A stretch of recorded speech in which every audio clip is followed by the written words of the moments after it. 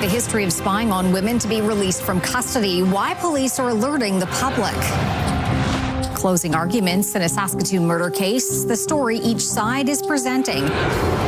And a shock for some post-secondary students in Saskatoon. Why they're being told their classes are being moved to a campus in another city. This is CTV News with Chantel Saunders. Good evening. We begin tonight with a public advisory from Saskatoon Police. They say a man with 70 convictions related to spying on women is being released from custody this weekend. And as Stacey Hine tells us, they're alerting the public out of concern for his potential to reoffend. Just months ago, Kyle Hamiluk was being sentenced here at Court of King's Bench for secretly watching and recording 23 women through the windows of their homes. Now, Saskatoon police are warning that he's being released from jail on Saturday. Police say they're releasing this photo of him out of caution and concern for his potential to reoffend. They say the 37-year-old has been previously convicted of 70 incidents of voyeurism, indecent acts, and trespassing at night, a criminal history spanning nearly a decade. So this is a reminder to people to watch for him. And so if that doesn't give him a little paranoia, I would be surprised. He was convicted of voyeurism in 2017 and 2020, and most recently last fall, after pleading guilty to 23 counts of voyeurism and 2 counts of breaching probation. He was sentenced to 2 years and 10 months, but with time served, had about 7 months in custody at the Saskatoon Provincial Correctional Centre. His sentence was among the longest handed down for voyeurism alone. The Crown prosecutor saying at the time, there is little case law involving repeat voyeurism offenders. The maximum I found was 2 years. A lot of those cases were in conjunction with other offences, other sexual-related offences, which bumped those sentences a lot higher. Hamiluk is expected to reside in Saskatoon. He's described as 5'10" and 155 pounds, with brown hair but balding and green eyes. He has several tattoos of mushrooms and one of railroad tracks. As part of his probation, Hamiluk is banned from owning a phone or any electronic device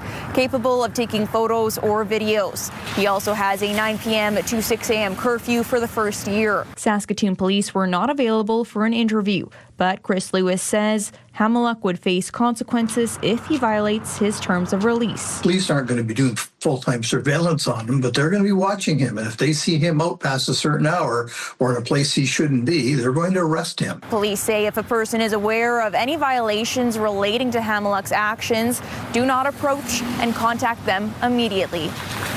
Stacey Hine, CTV News, Saskatoon. Saskatoon police are investigating after a woman was assaulted by a group of masked people who broke into a home in the Stonebridge neighborhood. It happened just after 1 o'clock this morning in the 300 block of Dixon Crescent. The woman told police the suspects discharged bear spray, assaulted her, and stole items before leaving. Police don't believe the suspects and victim knew each other. To Court of King's Bench now, where lawyers have made their final arguments in a murder trial. As CTV's Laura Woodward reports, the fate of the case now rests with a jury. A Saskatoon jury has begun deliberations in the trial of 23-year-old Caitlin Desjardins Kelly. He's charged with second-degree murder in the death of 48-year-old Arden Panapakisik, who was pronounced dead inside his home on February 10, 2024. This surveillance footage played in court shows police arriving at the scene. Court heard that a bullet struck Panapakisik in the neck after an exchange of gunfire between the two men. The bullet passed through a door frame before hitting him. The crux of the case is intent. The defense says Desjardins Kelly fired in self-defense, arguing the bullet's ricochet off the door frame shows it was not a targeted shot. Meanwhile, the Crown prosecutor argues Desjardins Kelly's choice to return to the home after the initial gunfight to fire again shows intent. The 12 jurors must now weigh the evidence and return a verdict of either not guilty, guilty of second-degree murder, or guilty of the lesser-included offense of manslaughter. Laura Woodward, CTV News, Saskatoon.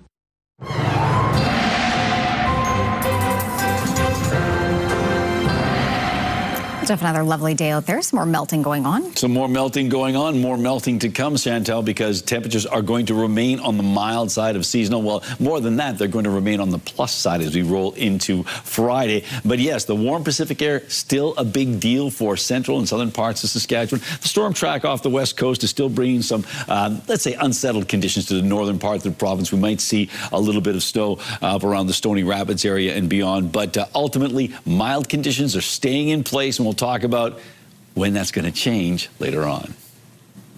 Sudden changes from Saskatchewan Polytechnic has some students questioning if they'll continue their education. Keenan Sorokon on the students caught in the middle of the school relocating programs. Students at Sask Polytech are shocked by the school's decision to move 2 programs to different cities. So now I have to choose between finishing my education and staying with my family. Last month, an email told students in the Electronic Systems Engineering Technology program in Saskatoon will have to move to Regina next year. Students at the Instrumentation program in Moose Jaw will have to move to Saskatoon. Alex Lowen, who has a 6-year-old and 8-year-old at home, says he won't be able to follow the program south nearly halfway through his education. Not for me. No, I would not. It would be the end of my education. Lowen was laid off from his previous job at the University of Saskatchewan because of budget cuts. Timothy Carlo used to be an automotive mechanic before a workplace injury forced him to look at another career. He says many other students have similar stories that keep them close to home. A lot of our classmates, I should say, have had to move back home with their parents to be able to afford to do this as is. And those support systems, both financially and emotionally, are not available moving to a different city. Sask Poly has laid off more than 100 staff since last year, including another 23 last week. Carlo and Lowen wonder if enough instructors will move with the program to maintain its quality or its accreditation. I always remain optimistic about the future of Sask Polytechnic, but I do think there are choices that are being made that may have unintended consequences. The Ministry of Advanced Education says Sask Polytech makes its own decisions around staffing and programs. Sask Polytechnic says comprehensive supports are available to ensure students receive the guidance and resources they need during this transition. Roughly 100 students are affected by the moves, while Lowen can't get back the late nights and weekends spent studying instead of reading and putting his children to bed. Obviously, that's something you can't recoup in a dollar figure. Keenan Sorokon, CTV News, Saskatoon. An inquest into the death at Saskatchewan Penitentiary heard about the inmate's behavior in the days and weeks before his death. Jasmine Pelche has those details. On November 28, 2022, Brandon Lupkowski was found unresponsive in his cell at Saskatchewan Penitentiary, and resuscitation efforts were unsuccessful. The forensic pathologist who conducted the autopsy believed 28-year-old Lupkowski's wounds to be self-inflicted. On Thursday morning, the jury heard from Lupkowski's correctional program facilitator, who at the time of Lupkowski's death worked with inmates discussing emotional management and behavior. She said following an incident in October where Lupkowski was found with sharp-edged tools on his person, he stopped attending her program. 2 weeks before his death, the program facilitator documented significant weight loss and behavioral changes in Lupkowski, including paranoia. She and Lupkowski's parole officer both met with Lupkowski, who denied having any thoughts of self-harm. The program facilitator said Lupkowski had been under mental health observation before being moved to a mental health range where he stayed until his death. When Lupkowski was found unresponsive during a regular check, he was hidden behind a blanket covering the entire cell door. Inmates are not permitted to fully cover the cell door, but senior penitentiary staff say the rule is not regularly enforced to respect the inmate's privacy. At the inquest, Coroner Timothy Horluck stated that this was the first time he's seen cell doors covered. He said that while policy dictates during a check officers must ensure a living, breathing body in each cell, without a visual, a living, breathing body could be on the verge of inflicting personal harm. It will be up to the jury to come up with recommendations on how to prevent future deaths. Jasmine Pelche, CTV News, Prince Albert. The Saskatchewan Marshal Service is looking for more recruits. The new provincial police service has launched a media campaign to attract officers interested in building an organization from the ground up. Wayne Manteca reports. It's not often that there's an opportunity to be a founding member of a police force. Jesse Barlow has taken on the challenge. It's a very unique opportunity. I don't think police in Canada get the opportunity very often to help come in at the ground level and help build an organization, and to be part of that influence of decision making and trying to create a police service that is unique. The Saskatchewan Marshal Service was announced in 2022 to combat rural crime and to assist existing police forces through investigative projects. Well, I think the biggest thing is the Marshal Service is a bit unique compared to other police services in the province, as we're not a call response service. So that gives us the opportunity to spend more time with proactive initiatives or investigations. Currently, there are 13 marshals at the Prince Albert headquarters and another 4 at the North Battleford Satellite office. A media campaign has been launched to grow the force through new recruits and experienced officers. Salaries range from $96,000 to $118,000 per year, with paid training provided. Nolan Carter joined after spending 10 years with the Prince Albert Police Service. For me, it was about having something new and fresh. It was also about being proactive and not reactive with the calls that you were attending. It gave us more time to investigate certain files and actually follow through with the investigation and the arrest and the court process. So I just thought it was an exciting kind of new adventure. The Marshal Service says it's in a growth and development stage as it builds toward a 70-member force, with future opportunities for officers and civilian members in Regina, Saskatoon, Prince Albert, and North Battleford. Wayne Manteca, CTV News, Regina. Surgeons at RUH are now enlisting the help of robotics to help with surgeries. The province says this is the 4th robotic system like this being used in Saskatchewan hospitals for minimally invasive procedures.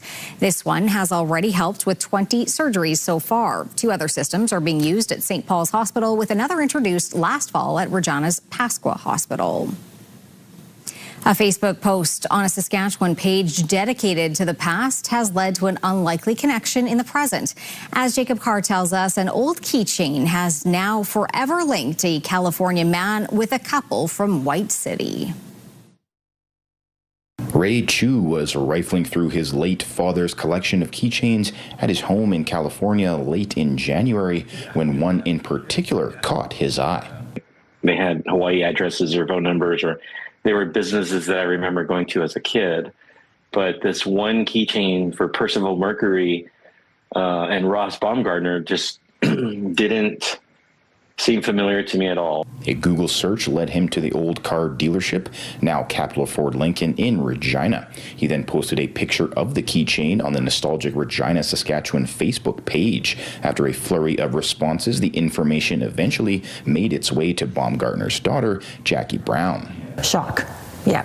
At first I thought maybe it was a joke or something. I thought, no, this isn't right. It's not the same person, but it was, so it was pretty cool. Chu posted the picture on January 29th, 2 months to the day of Baumgartner's passing. Jackie's husband, Simon, says the response the post has received is overwhelming in the most positive of ways. Somebody else saying, yeah, he sold me 5 cars or 5 trucks, and yeah, it was just something completely different for us. And it was actually just something that made us feel good inside to know, hey, you know what, maybe, something's telling us Ross is still around. And for Jackie, the reemergence of the keychain from her father's days as a car salesman brings back a flood of memories from her childhood. Lots of memories. I remember going there and hanging out the lot with them. The staff Christmas parties they would have, and all us kids would be there. The keychain will be on its way to the Brown household shortly. Chu saying he has been in contact with the Browns and has discussed how it would mean much more to their family to have it as a keepsake. So call it fate or coincidence. Either way, the Browns will soon have another memento to remember Baumgartner by. All thanks to a Facebook page dedicated to reminiscing about Regina. Jacob Carr, CTV News, Regina. Still to come, heartbreak in Tumbler Ridge. Support is pouring in for the families of the victims and those who have survived.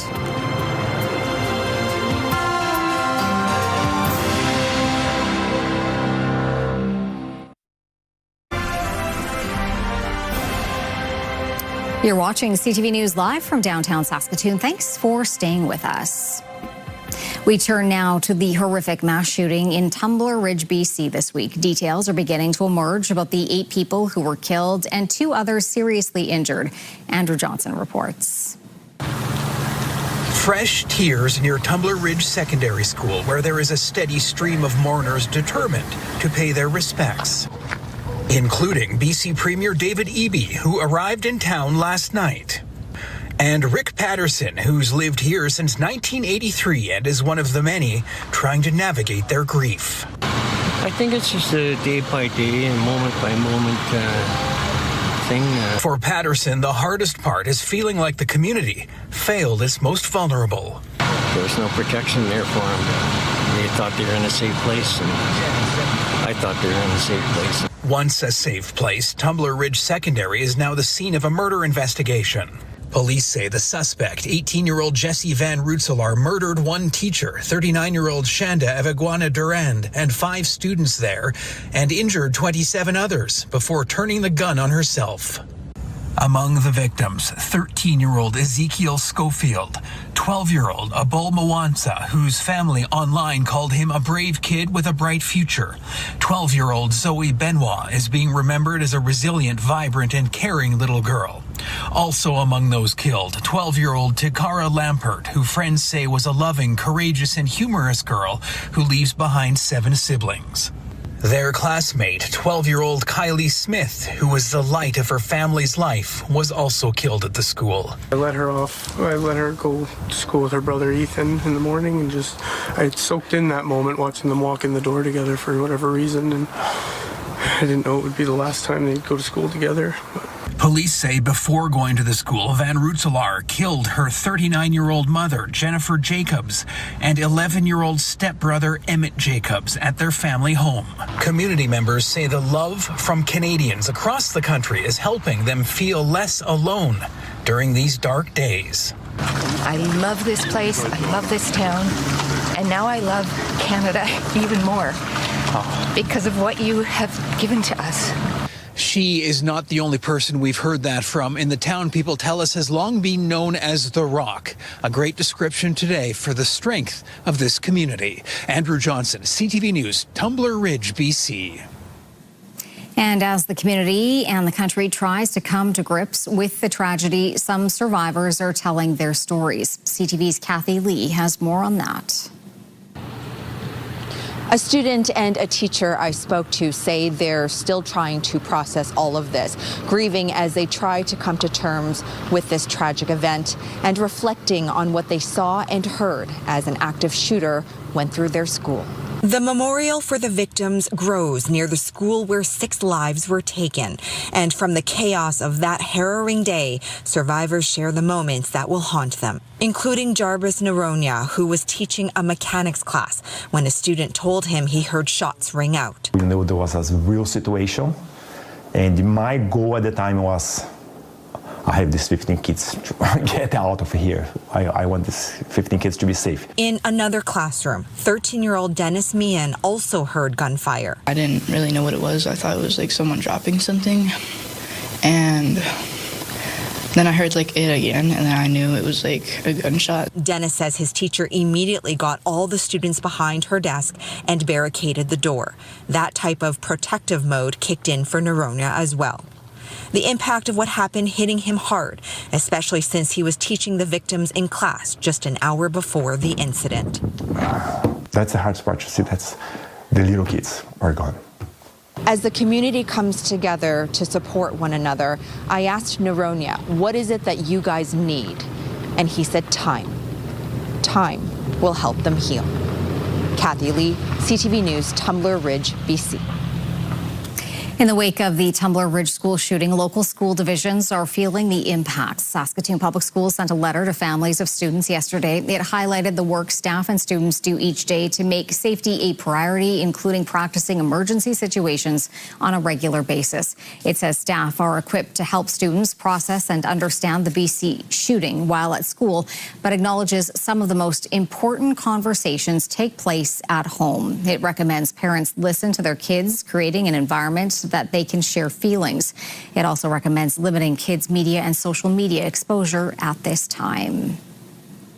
Discrimination has been a driver of misinformation on social media, along with commentary on trans violence.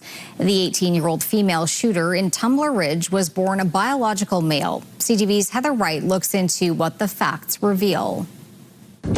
As news of Tuesday's school shooting in Tumbler Ridge broke and details began to emerge, Dee McWaters says her heart sank for the victims, for their families, and for the transgender community. It was like, oh no, you know what? People are going to use this to weaponize hate.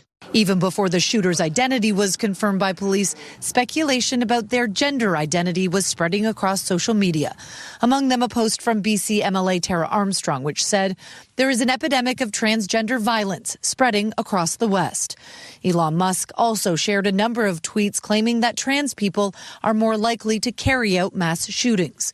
Armstrong has not responded to our request for comment, but for members of the trans community, there is a worry these statements will lead to further marginalization.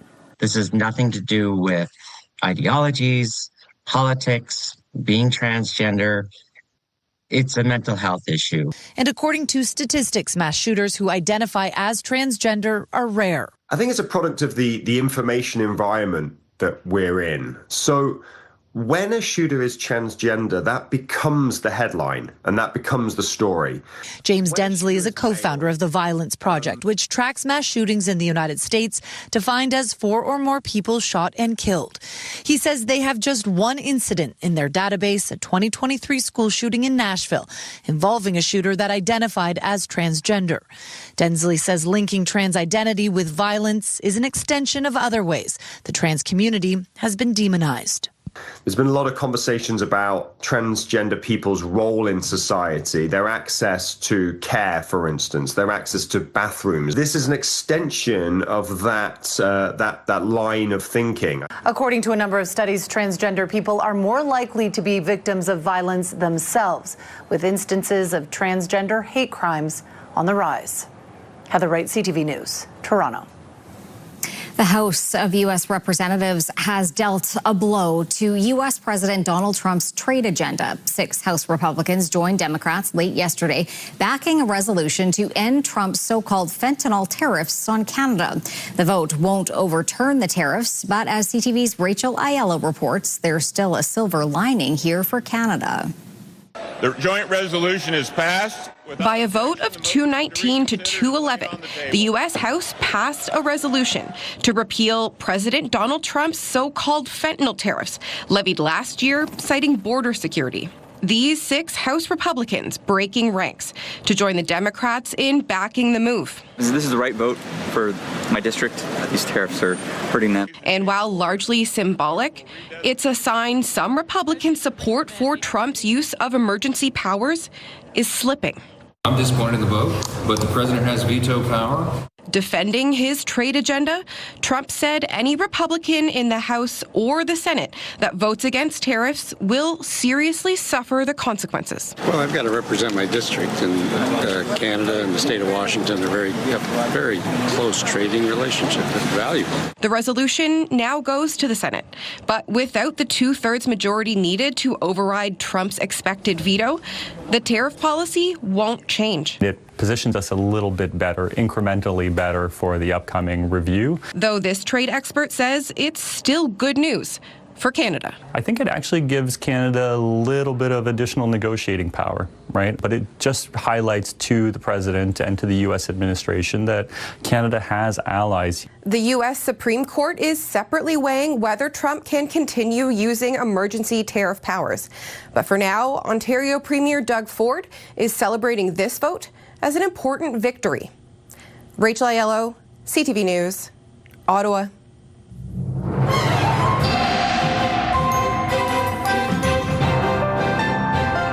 Hi, I'm Brian Eichel from the Saskatchewan Aviation Museum, and we're holding our Family Days event on February 15th and 16th from 9 a.m. to 4 p.m. with family-friendly pricing of $10 per family and hands-on displays. It's fun for the whole family. For more information or to pre-purchase tickets, you can go online to saskaviation.ca, and you can find us at 5 Hanger Road here in Saskatoon. So, what's the weather going to be like, Jeff? Well, a tale of two cities, but we're going to concentrate on Sunday, rather, because Sunday and Monday is when the special days are happening there at the Aviation Museum. So on Sunday, things are looking pretty good. 0 degrees for a daytime high. Once again, Sunday, February 15th, and then the following day at 5 Hanger Road there. Mainly cloudy conditions, and again, you can go on saskaviation.ca's website for more information. On the Monday, things will be a little cooler, but hey, you'll be indoors at the museum. Let's take a look and see what we've got going on. Currently, it is -1 in Saskatoon and Prince Albert, 1 on the plus side in the Battlefords, and as you can see, not particularly windy in all 3 locations, so not much of a wind. Those temperatures won't feel that much colder than the core temperatures that they are. 2 degrees for a high in Saskatoon, so that's 10 degrees above the seasonal average of -8. 6, the record warm temperature in 1934. The record cold temperature from 2 years later, that was -43 degrees. The sun came up in 8:28, and 6:15 is when the sun went down. Coming up, Jeff will be back with a check on your entertainment options. And later, a dino duo gets revenge.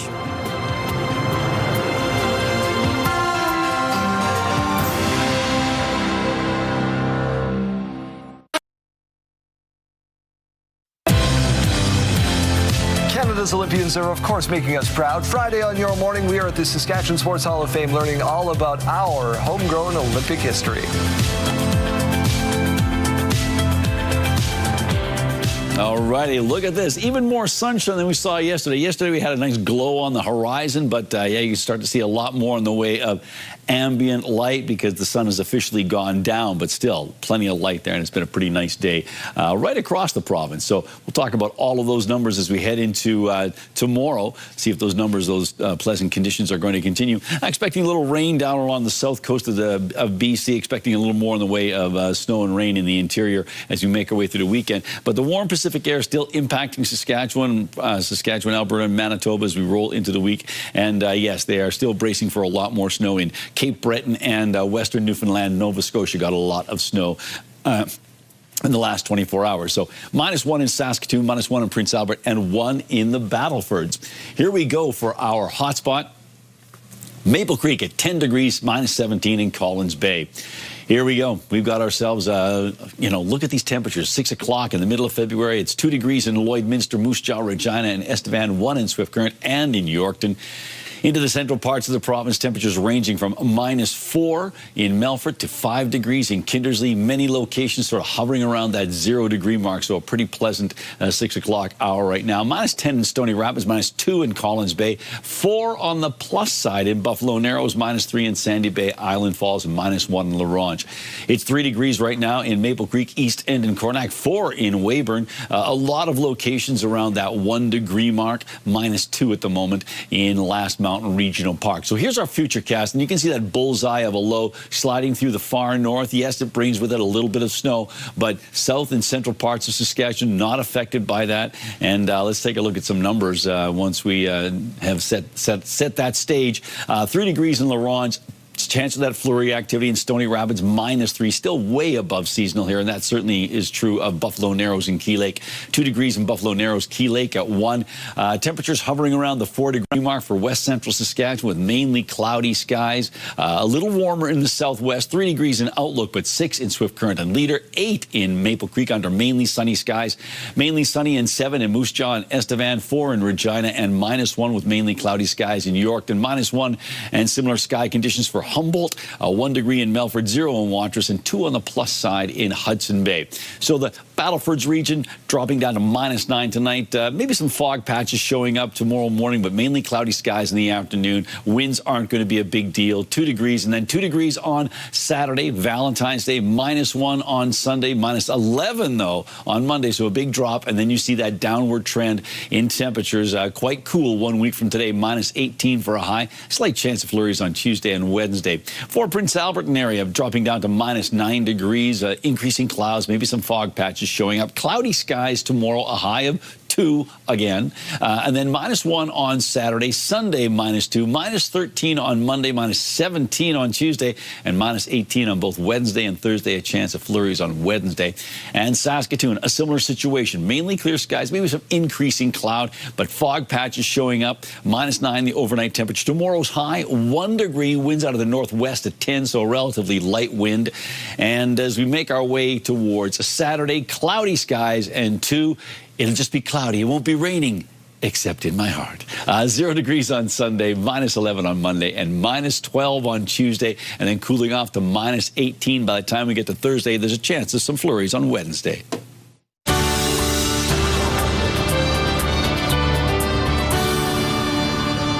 Oh, no, you were right. It isn't a good idea. I was wrong. Maybe we shouldn't. My schedule is out of control. Persephone Theatre's Cold War romantic drama, The Romeo Initiative, can be seen at the Ramey Arts Centre until Sunday.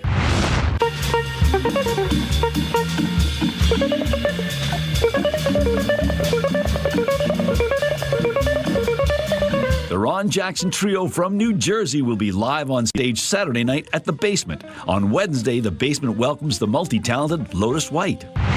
Cheers. The Watch List from 25th Street Theatre centers on a family gathering which does not go well. You can catch it at the Ramey Arts Center's backstage stage until Saturday. Be our guest. Be our guest. Put our service to the test. Beauty and the Beast on the big screen at the Broadway. A great Valentine's Day family option Saturday at 2. Valyapyog. Innisman. Bombay! Translations is Greystone Theatre's latest production. Culture, power, and miscommunication are at the heart of this play. The curtain goes up nightly at 7:30 until Saturday at the Mitchell Building on the USask campus.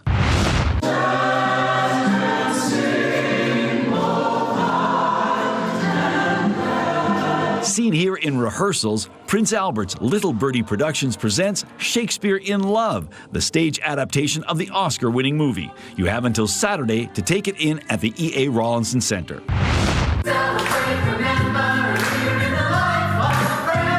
It's all singing, all dancing as Saskatoon summer players present Building Broadway. This latest SSP cabaret runs from February 20th to the 22nd at the Refinery.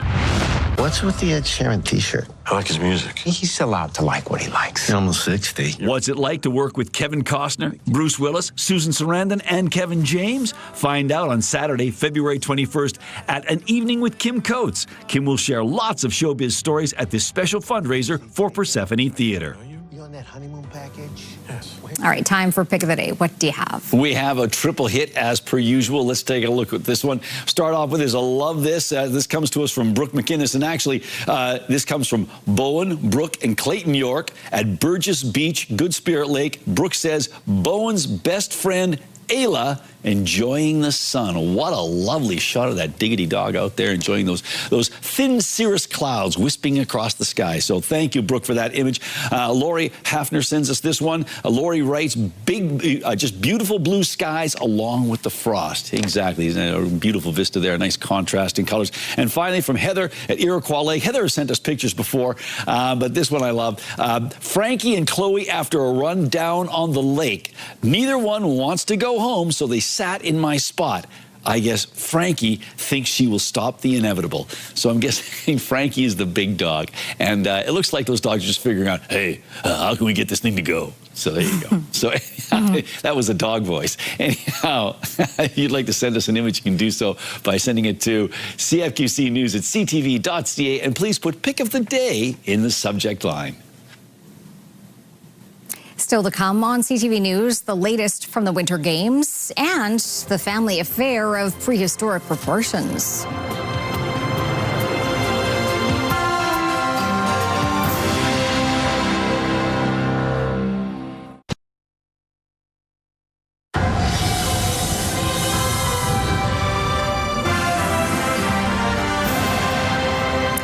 viral moment at Victoria's Airport is back in the spotlight. It stars one family whose prehistoric pranks aren't going extinct anytime soon. Adam Sawatsky explains. Owen and his brother Ethan have a tale to tell that begins with a tail. I saw a tail. I thought it was like somebody dressed in a costume, but then I noticed it was a T-Rex, And then, a couple years ago at this airport in Ontario, this happened. I've seen Jurassic Park like tons. So you knew what could happen? Yeah. Owen knew he could be eaten, so he ran away. Ethan, too, until they recognized something familiar about that dinosaur's roar. Then I saw her face, so I knew it was my grandma. Her daughter, Tabitha, wasn't surprised. She's nuts. And in turn, that makes me nuts, and I let the kids be nuts as well. Which is why Tabitha was so supportive when Ethan and Owen started plotting a reptilian retaliation. We came up with a plan to scare her with our raptor costume. The brothers practiced their roars and headed to the arrivals lounge. And we waited like tons to come and hug her scarily, And then from behind the sliding doors, the Grandmasaurus emerged. She just came holding a suitcase and coffee in a T-Rex outfit. The exact same one she scared me 2 years ago. She got you again. Yeah, I didn't see that coming. Grandma Cheryl says she felt surprised too, followed by pride. Oh, okay. It runs in the family. Now, Cheryl is indulging in some prehistoric playtime with her grandsons. Life is short. Have fun. It doesn't matter what anybody thinks. Except when it's two rowdy raptors thinking. I can't really tell you because she's literally right there. But is there a plan? Yes. When it comes to Jurassic joking, in this family, there's no extinction in sight. I'll get her next time. Adam Sawatsky, CTV News, View Royal. When we come back, today's Olympic results from Italy, and later sending a love song this Valentine's Day.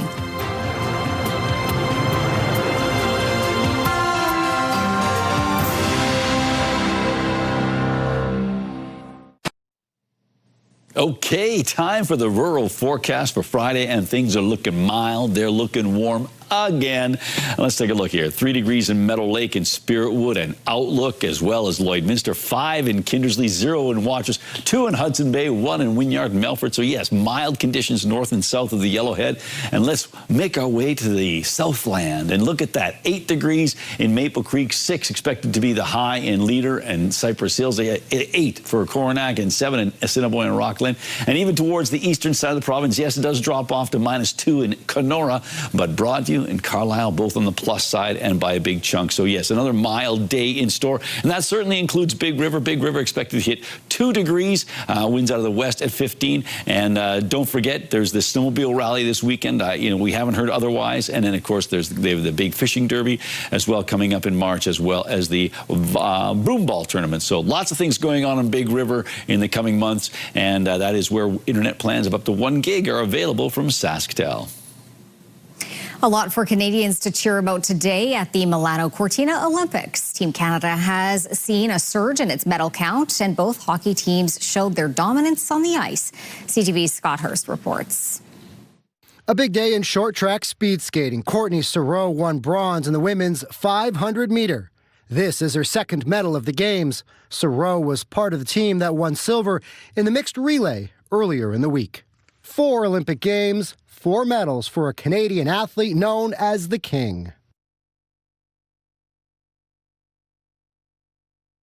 Opening ceremony flag bearer Mikhail Kingsbury landed back on the podium in Milano Cortina, a silver medal for the decorated Olympian. He finished with an identical score as the gold medalist, but lost the top spot through a tiebreaker. We will see Kingsbury again in the Dual Moguls event this weekend. Canada is celebrating another silver on the slopes, this time in snowboard cross. 24-year-old Elliot Grondin from Quebec also missing out on gold by the slimmest of margins. This is his 3rd Olympic medal and will have a chance to add to his personal total in the mixed snowboard cross team event on Sunday. On to the quarterfinals for the Canadian women's hockey team. The women beat Finland today 5-0 to close out their preliminary round with a record of 3-1. On the men's side, it was a relatively easy start to their Olympic program. The Canadian men won their opening match against Czechia 5-0. This is the first time we're seeing NHL players at the Olympic Games since Sochi 2014. The women's hockey team will begin the knockout round on Saturday. They'll face Germany in the quarterfinals. The men will be back on the ice tomorrow against Switzerland. Scott Hurst, CTV News, Toronto. The parent company of Tim Hortons reported earnings today. Morella Fernandez has more on that. Sales were up 7.4% at Restaurant Brands, which owns Tim Hortons, Burger King, and Popeyes. The company reported revenue for the quarter of $2.5 billion U.S., but inflation has been a drag for Restaurant Brands. The higher cost of coffee has hit Tim Hortons, and Burger King is paying 20% more for beef. As a result, the renovation of Burger King locations will slow down. Here are the closing numbers for the day. The Canadian dollar is down to 73.45. West Texas Intermediate down to 62.65. Western Canadian Select is up to 48.55, and the TSX took another deep dive today, dropping 788 points. Those are your business headlines. I'm Morella Fernandez. Turning to local gas prices now, the average price in Saskatoon currently at $1.24.9 a litre. That is down. The lowest price in town, $1.14.9. On Saskatchewan markets, Cameco dropped $3.27 today, and Nutrien finished the day at $95.80. Coming up, a notable experience this Valentine's Day. Then motivation to break a record.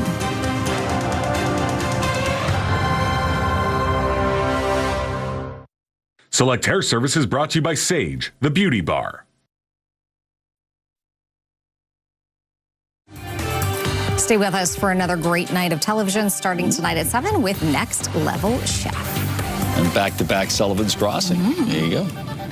Well, a local a cappella group is looking to spread some love this Valentine's Day. You are so beautiful to me. Acoustic Theory recorded some virtual singing Valentines for people to send to their loved ones. The vocal group features singers between the ages of 18 and 35 who love to sing. They decided to host a special Valentine's Day rehearsal prior to the big day as a way to document some of their love songs along with kind messages to send along with them. Yeah, I feel sometimes that people don't get that opportunity to share what you truly feel for someone, or you don't have the right words that come out. So sometimes instead of just saying it, why not listen to it and hear it in 4-part harmony? The songs chosen to spread that message, You Are So Beautiful and Grow Old With You. It's a different kind of a gift you can give someone. It's a good idea. Yeah. All right. Well, an Alberta motivational speaker will try and become a Guinness World Record holder this weekend. Frisbee Rob, as he's known, will launch a flying disc from a long range through a regulation basketball hoop in front of a live audience. Rob has spoken to more than 250,000 students across Canada with his message of turning failure into fuel. He already holds 13 Guinness World Records. He's going to make his try for number 14 at the BMO Centre in Calgary. So, all right. That's a neat skill. That is a cool skill. And some brave students. Yeah, reach out and touch someone. Bonk. Oh, that's a Frisbee in my head. Yeah. But there you go. They're light. They look light, no? Hopefully they are. Yeah. Have you ever done Frisbee golf? No. That's very interesting because you got, there are heavier weights and different sizes of discs. Yeah. It's kind of nice, so. I mean, disc golf. Did I call it Frisbee golf? You did. Please, Whammo, don't sue me or whoever owns Whammo now. All right, let's take a look and see what's going on tomorrow. Temperature-wise, it's going to be another mild day. We've got ourselves 2 degrees on the plus, actually 1 degree on the plus side mid-afternoon, by 5 o'clock, -2, still pretty nice and not much of a wind at all. So if you can get out there and enjoy these next couple of days, that would be a great idea because things are cooling off as we head towards Monday. Yeah. But we're not looking that far in advance. Okay, all right. Maybe you'll like tinker with the weather machine or something. Exactly. Just twist those dials. We'll see what can happen. Try. I can try. Thanks for watching. Have a great night.